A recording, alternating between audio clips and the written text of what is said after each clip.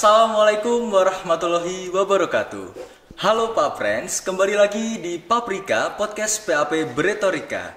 Bersama saya, Haneida Farel Antoni, yang akan menjadi host pada podcast episode kali ini. Guys, siapa sih yang di sini nggak kenal sama yang namanya mahasiswa berprestasi? Pastinya kita semua pengen dong jadi yang namanya mahasiswa berprestasi. Nah, pada kesempatan kali ini, pada episode podcast kali ini, kita menghadirkan seorang narasumber pembicara yang sangat spesial pastinya. Beliau adalah seorang juara mahasiswa berprestasi nasional 2024. So, jangan skip video ini, tonton terus sampai habis. Jangan lupa untuk terus like, komen, dan subscribe pastinya. Oke, kita langsung saja bersama dengan Mas Bagus Prayoga. Selamat pagi, Mas Bagus. Oke, pagi Kak. Tadi namanya siapa? Lupa. Namaku Farel. Oke, Kak Farel. Oke, pagi. Haneida Farel. Oke, gimana kabarnya hari ini, Mas? Alhamdulillah baik, luar biasa. Ada pagi hari ini dibuka dengan situasi yang positif, jadi alhamdulillah. Alhamdulillah banget ya, guys. Ini sejujurnya aku sendiri nervous banget nih, Mas. Karena aura-aura positif vibes-nya itu sangat menginspirasi sekali nih dari Mas Bagus ini. Amin. Oke, Mas Bagus. Jadi pada kesempatan kali ini aku pengen nanya-nanya nih dan pastinya sharing-sharing bareng juga dengan Mas Bagus tentang Mapapres dan sebagainya gitu. Oke, Mas Bagus. Apa sih yang jadi motivasi utama dan terbesar dari Mas Bagus sehingga itu ikut mengikuti Mawapres ini? Ceritain dong bagaimana perjalanannya dari awal sampai jadi Mawapres. Oke, motivasi ya. Cukup sulit ya pertanyaannya. Pertamanya ada cukup sulit. Oke, kalau dari aku sih motivasi sendiri sebenarnya untuk ini sih kayak prove to myself, buktiin diri gitu loh. Kayak gimana sih, sejauh apa Bagus Prayoga itu yang sebenarnya FYI aja Kak. Jadi dari aku SD sebenarnya kan aku udah aktif untuk berprestasi gitu. Cuman saja sangat jarang aku masuk ke 3 besar setiap perlombaan itu kayak jarang banget gitu. Dan waktu kuliah tuh kayak masa sih nggak bisa ini dari aku SD itu 20 tahun. Gimana sih Kak bisa merasakan puncak kejuaraan gitu kan. Akhirnya aku berjanji kepada diriku sendiri untuk serius ke prestasi dan ya itu untuk salah satu cara untuk membuktikan sejauh mana sih aku bisa untuk berdampak kepada diri sendiri dan juga lingkungan. Nah itu melalui Mawapres ini. Dan untuk langkah-langkah atau perjalanannya itu cukup panjang, it's a long journey. Jadi dari awal di akhir 2023 waktu itu dapat dihubungi sama Kak Prodi waktu itu untuk prepare jadi Mawapres karena waktu itu emang kebetulan ketika ada namanya reka prestasi di Prodi dan aku tertinggi dan disuruh untuk persiapan di tingkat fakultas gitu. Dan waktu itu cukup kaget sebenarnya karena saya waktu itu fokusnya hanya prestasi. Sedangkan kalau kita bilang mahasiswa berprestasi itu nggak cuma prestasi kompetisi aja, ada banyak banget penilaian yang harus kita penuhi. Dan salah satunya waktu itu bahasa Inggris yang menjadi struggle aku utama. Dan karena udah dituju sama Kak Prodi dan aku tahu kalau ini salah satu mimpiku juga, jadi waktu itu aku mutusin buat ikut les bahasa Inggris untuk bisa mempertajam bahasa Inggrisku dan bisa survive ke tahap-tahap selanjutnya gitu. Dan mulailah ke tahap alhamdulillah lolos 6 besar di fakultas, seleksi ke fakultas, alhamdulillah juga dapat juara 1, lanjut ke universitas. Nah ini cukup sulit juga pas di universitas karena waktu itu kita lagi puasanya dan disuruh untuk bisa bikin gagasan kreatif, bisa presentasi bahasa Inggris, selalu ada wawancara CU dan sebagainya, suruh bikin poster dan sebagainya. Dan alhamdulillah tapi diberikan kemudahan dengan berkat doa dan tekad yang kuat, akhirnya bisa juara 1 di tingkat universitas dan lanjut ke wilayah dan internasional gitu. Oke, sangat menginspirasi sekali ya Mas Bagus ya. Berarti memang dari kecil itu ada tekad yang sangat kuat untuk ikut lomba-lomba begitu ya. Oke, dan akhirnya waktu di masa kuliah, Mas Bagus tuh pengen improve gitu loh, pengen membuktikan kepada diri sendiri. Kayak kita tuh bisa gitu loh, kita tuh tidak puas di suatu hal, tidak cepat puas istilahnya. Jadi waktu di kampus, akhirnya meyakinkan diri untuk ikut mahasiswa berprestasi dengan segala lika-likunya tadi. Oke, keren banget Mas Bagus. Oke, terus next pertanyaannya itu aku pengen tanya soal tantangan yang paling berat sewaktu Mas Bagus dari perjalanan dari sebelum hingga menuju ke Mawapres ini. Tantangan paling beratnya tuh apa Mas Bagus? tantangan paling berat. Oke. Sebenarnya kalau tantangan dari paling berat dari aku sih, kayak bagaimana kita bisa membalancekan seluruh capaian unggulan. Jadi kalau di Mapres itu ada 7 capaian unggulan, ada kompetisi, terus ada penghargaan, pengakuan, lalu hasil karya, lalu ada kewirausahaan, organisasi, sama satu lagi apa? Itu lupa. Ada satu lagi. Nah, itu kan dari 7 capaian unggulan itu tuh gimana kalau kita mau Mapres itu nggak bisa kita fokus kepada satu capaian unggulan. Jadi kayak nggak bisa cuma juara kompetisi aja, tapi bagaimana kita bisa balance di seluruh capaian unggulan. Nah itu cukup sulit karena waktu itu emang yang bilang tadi fokus aku tuh pas waktu kuliah masih sebatas kompetisi aja. Dan ketika mendekati tahun sendiri untuk jadi join Mapres, akhirnya aku buat salah beberapa publikasi, lalu ikut beberapa pengabdian. Oh ya, satu lagi pembudayaan tadi. Ikut beberapa pengabdian, lalu bikin wirausaha juga dan sebagainya. Jadi bisa balance ke semua capaian unggulan. Dan itu cukup berat banget karena gimana ya, ketika kita ikut mahasiswa prestasi kan kita sebagai mahasiswa ya masih punya tuntutan kuliah dan sebagainya. Jadi bagaimana membalancekan semuanya itu tapi tetap tidak meninggalkan kewajiban kita sebagai mahasiswa. Nah itu tantangan cukup berat sih. Oke, jadi kuncinya di Mapres ini tidak hanya fokus ke satu pencapaian tadi saja teman-teman. Tadi ada 7 pencapaian yang sangat banyak tadi. Nah itu semuanya harus balance punya di situ. Oke.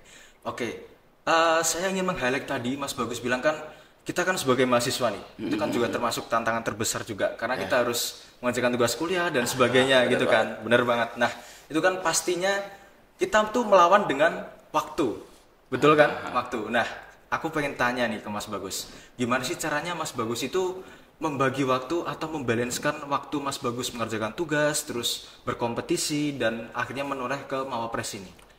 Oke, ini salah satu pertanyaan yang sering banget aku dapat. Iya, betul. Ketika berbicara sama teman-teman dan kita ngobrol bareng tuh kayak tanya gimana sih cara kita membalance gitu kan, dari mengatur manajemen waktu dari kita kuliah sebagai mahasiswa atau mungkin karena aku juga join organisasi sebagai organisasi terus lomba dan sebagainya. Sebenarnya kalau kita memutuskan untuk bisa jadi lebih atau berbeda dari orang lain, tentunya ada hal yang harus kita korbankan. Iya betul. Itu pasti banget. Jadi kayak bohong kalau orang-orang bilang kalau aku tidurnya masih cukup atau masih bisa nongkrong dan sebagainya, itu bohong banget karena kayak gimana pun banyak banget kegiatan yang harus aku ikutin dan akhirnya aku bisa mengorbankan beberapa. Yang pertama, aku nggak boleh mengorbankan terlebih dahulu kayak waktu mainku berkurang tentunya, waktu tidurku berkurang. Nah, setelah pengorbanan itu terjadi dan teman-teman ngerasa masih mungkin kayak masih manajemen waktunya kurang gitu. Nah, saran aku yang aku lakuin dan itu works ke aku itu adalah kita bisa mindfulness setiap kegiatan kita ikutin gitu. Jadi banyak banget aku temuin teman-teman yang misal dia anak organisasi banget, tapi pas di kelas bukannya memperhatiin, mungkin tapi ini beberapa orang aja ya. Bukannya memperhatiin kelas, tapi malah dia kayak bahas organisasi. Itu membuat manajemen waktunya malah berantakan. Karena gimana ya, kita tuh tahu kalau waktu kita tuh sedikit. Dan kita nggak punya waktu banyak untuk mengulang materi di rumah. Betul. Jadi cara-cara yang paling efektif adalah kita fokus di kelas agar pasti setelah keluar kelas tuh kita bisa fokus organisasi, nggak lagi mengulang materi yang banyak. Kita bisa mengulang tapi cuma sedikit aja gitu. Jadi itu bakal bisa mengurangi waktu kita untuk yang lainnya gitu. Dan ketika kita organisasi udah fokus organisasi biar nanti rapatnya efisien selesai, propernya selesai, baru kita bisa fokus ke yang lainnya kayak kompetisi dan sebagainya gitu. Jadi kayak biar kita tidak membuang waktu untuk mengulangi hal-hal yang sama gitu. Itu sih yang aku lakuin, jadi berusaha mindfulness di setiap kegiatan yang kita lakuin gitu sih. Oke, wah keren banget ya guys pertanyaan kali ini. Dan tadi tuh Mas Bagus bilang bahwa setiap pengorbanan besar, setiap hal besar itu pasti butuh pengorbanan yang besar ya pastinya.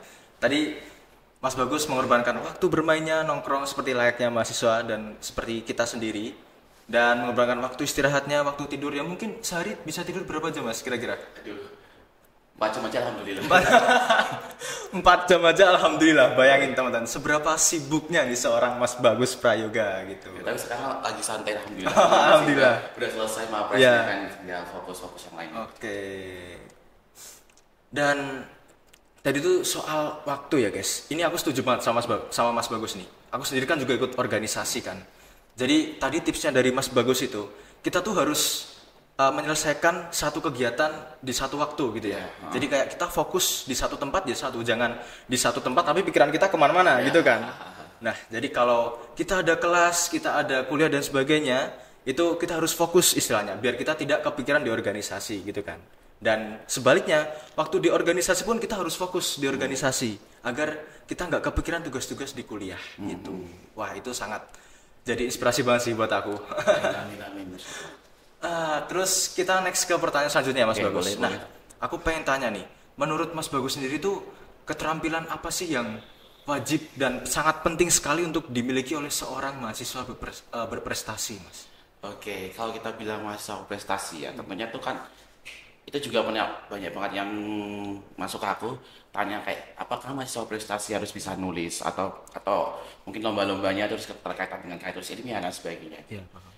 Oke, yang pertama mahasiswa berprestasi itu dia itu apa ya namanya beragam gitu. Jadi dia bisa datang dari kalangan siapapun. Iya. Yang penting dia punya prestasi dan punya capaian unggulan. Iya. Tapi dia juga harus bisa nulis karena kita akan ada namanya produk inovatif untuk diploma dan produk kreatif untuk sarjana. Tapi lebih di luar itu, mungkin kalau itu ibaratnya apa ya prestasi diri capaian sendiri ya. Cuman selain itu yang harus benar-benar dimiliki oleh mahasiswa berprestasi adalah bagaimana kita bisa memaksimalkan kesempatan yang ada dan kita bisa konsisten. Iya, Pak. Karena bagaimana Mbak ya, ketika kita kemana ya pas aku di nasional itu tuh ketika kita ada namanya capaian unggulan, prestasi capaian unggulan, juri itu benar-benar mengulik bagaimana mahasiswa itu bisa membuktikan jadi diri mereka. Jadi kayak capaian unggulan itu sebenarnya kayak cerminan dari diri kita sendiri kayak kita fokusnya kemana, kita atau emang minatnya di mana, kita mau membuktikan dan berdampak ke arah kemana. Nah itu lewat capaian unggulan. Jadi teman-teman harus bisa konsisten terhadap minat dan bakat teman-teman. Nggak harus misal kayak aku emang fokusnya ke karya tulis ilmiah, poster ilmiah dan esai ilmiah ya. Nah karena aku sukanya di situ, jadi emang sukanya penelitian, jadi fokusnya di situ. Tapi ada juga orang yang kayak kemarin pas waktu aku di nasional, mereka lomba-lombanya itu kayak menari kayak tarian kontemporer dan sebagainya, kayak lebih ke arah seni gitu. Ya udah kalau emang fokusnya ke sana, ya udah ke sana aja nggak masalah gitu. Nah itu harus didasarkan rasa konsisten, karena konsisten itu sangat susah ya kan. Iya, betul. Bagaimanapun kalau kita udah misal kita berprestasi satu kali, bagaimana kita bisa mengulangi hal yang sama, nah, terus cukup sulit untuk dilakukan. Terus yang kedua, memaksimalkan kesempatan yang ada dan waktu yang ada. Kayak nggak harus kok kita punya waktu yang banyak gitu untuk bisa proof big apa ya achievement gitu. Kayak misalnya kata lain ya analoginya ketika kita ngerjain tugas 5 menit di akhir deadline sama 5 menit sekarang itu beda kan. Maksudnya kayak ibaratnya kayak 5 menit di akhir deadline itu kayak ibaratnya 10 jam gitu kayak kita bisa tulis banyak banget. Betul. Nah itu yang dinamakan memaksimalkan waktu dan kesempatan yang ada. Jadi kalau sekecil apapun kesempatan selagi kamu bisa untuk ambil itu, ambil aja gitu. Jadi teman-teman harus tahu kayak gimana bisa memaksimais potensi yang ada di diri teman-teman, dan itu melalui pemaksimalan kesempatan dan waktu, dan juga satu lagi konsisten. Itu penting banget yang harus dimiliki oleh mahasiswa berprestasi. Oke, siap. Oke, ini aku jelasin lagi ya teman-teman dari Mas Bagus. Jadi keterampilan yang harus banget dimiliki oleh seorang mawapres. Yang pertama itu konsisten ya Mas. Ya. Jadi kayak kita tuh konsisten kepada apa hal yang kita kuasai dan apa yang kita suka. Kita dalami bidang-bidang itu gitu. Lalu yang kedua tuh memaksimalkan waktu yang ada. Ini aku setuju banget sih. Bahkan aku sendiri tuh masih belajar untuk memaksimalkan waktu gitu. Mungkin beberapa di sini ada teman-teman yang menugas masih mepet deadline, padahal itu ya kita bisa bilang itu kurang maksimal gitu ya. Jadi misal hal-hal kecil dulu kita bisa mulai mengerjakan tugas atau apapun itu, kalau ada waktu dimaksimalkan teman-teman gitu sebelum mencapai hal yang besar gitu. Oke, Mas Bagus, ke next pertanyaan. Aku pengen tanya nih, momen apa sih yang paling berkesan selama perjalanan dari awal sampai ke Mawapres ini? Oke, momen berkesan. Sebenarnya semua momen yang aku lakuin sangat berkesan ya. Ini karena jadi kalau di Mawapres itu kita tuh disuruh membawa apa yang namanya ya moto hidup. Setiap perjalanan kita ada moto hidup, dan moto hidup yang aku ambil adalah embrace the journey, cherish the moment. Jadi kayak rangkulah setiap perjalanan, rayakan setiap momen. Jadi aku selalu menganggap perjalanan hidup aku, kayak entah itu naik atau lagi turun, itu bagian dari kebahagiaan yang harus aku raih gitu. Jadi setiap momen itu pasti bahagia. Cuman kalau ditanya salah satu momen yang paling mengesankan itu ketika aku nasional. Jadi ketika mungkin kalau aku di Univ gitu ya, ketika aku melihat ada mahasiswa prestasi tahun lalu yang kayak udah keren banget, atau mungkin aku tahu ada mahasiswa yang memang dia banyak achievement, high achievement gitu. Nah itu tuh kayak salah satu hal yang jadi teladan buat aku. Cuman ketika aku masuk ke ranah mahasiswa berprestasi nasional dan dengar cita-cita dari finalis lain, itu kayak wow, masih banyak mahasiswa di luar sana yang kayak luar biasa, dan kita berbagi cerita itu kayak berbagi pengalaman, dan itu sangat sangat luar biasa. Bahkan ada mahasiswa yang aku match banget dari Udayana, dia tuh bisa punya pemberdayaan yang tingkatnya itu udah internasional dan kerjasama dengan beberapa negara as mahasiswa, dan itu sangat-sangat luar biasa gitu, dan itu kayak kita bisa belajar sharing banget, dan itu salah satu momen yang aku sangat-sangat suka, karena setiap aku lomba dari semester 1 sampai semester 6 ya, ini mau semester 7 ini, aku tuh nggak pernah merasa bahagia sebahagia ketika aku jadi finalis mahasiswa berprestasi nasional, karena kita banyak banget sharing di sana ketika ketemu sama orang-orang yang ternyata background cerita hidupnya luar biasa banget. Mereka tuh orang-orang yang kayak berusaha menunjukkan sisi terbaik dari mereka, dan memang mereka anak-anak terbaik gitu. Jadi ketika mendengar dan mengalami fase-fase itu salah satu hal yang paling mengesankan yang aku lalui selama menjadi Mapres. Oke. Rangkul setiap momen, rangkul setiap perjalanan dan rayakan setiap momen, gitu ya. Oke, itu moto hidupnya dari Mas Bagus nih. Jadi paling berkesan tuh waktu Mapres nasional ya, Mas. Karena Mas Bagus ketemu dengan banyak sekali orang-orang yang sangat berprestasi pastinya. Jadi kita berbagi pengalaman pastinya, berbagi ilmu, relasi dan sebagainya. Katanya ketemu Maxwell juga nih, Mas. Iya kan? Ketemu anak cewek. Next tahun depan kalau cewek ada lagi, Mas Bagus jadi guest-nya. Aku dukung pasti. Oke, guys.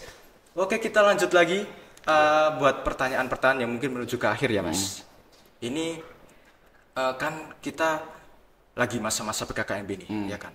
Dan maba-maba juga udah pada masuk nih dari 2024. Nah, aku pengen tanya nih, apa sih tips dan trik buat dari Mas Bagus kepada mungkin mahasiswa baru atau seluruh mahasiswa yang berminat untuk menjadi mahasiswa berprestasi gitu? Tips and triknya apa aja nih? Oke, kalau mau jadi mahasiswa berprestasi, ya tips and trik aku dari untuk mahasiswa baru ini, yang pertama ketika aku bilang tadi, dia harus konsisten dan fokus pada minat yang mereka inginin gitu. Kayak mungkin ada yang berpikir kayak bagaimana Kak kalau mau keluar dari zona nyaman gitu dan sebagainya. Itu boleh banget, tapi menurutku lebih tepat kalau kita bilang kalau memperluas zona nyaman. Iya, betul. Gitu. Jadi bagaimana teman-teman tidak tersiksa dengan minat dan bakat teman-teman sendiri. Jadi kayak jangan sampai ikut organisasi atau berprestasi atau ikut lomba-lomba itu tuh tersiksa. Jadi kayak hebatkan kalian harus nyaman dengan berbagai kondisi dan juga perjalanan yang teman-teman ikutin. Jadi yang pertama harus bisa memaksimaisi potensi diri, fokus mau ke arah mana.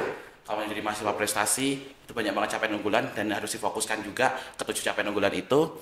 Yang ketiga, teman-teman kalau emang ini specifically jadi mahasiswa prestasi harus banget bisa bahasa Inggris. Jadi teman-teman harus melatih juga bahasa Inggris teman-teman, dan itu walaupun nggak jadi mahasiswa berprestasi, kayak pencapaian-pencapaian ini tuh juga sangat-sangat penting untuk ngapresiasi dari teman-teman. Jadi jangan merasa nanti kalau udah mempersiapkan jadi Mapres, udah siapin capaian unggulan, udah siapin GK, udah siapin bahasa Inggris, terus nggak kepilih, itu bakal rugi. Enggak, karena itu pun bakal berdampak kepada diri teman-teman masing-masing.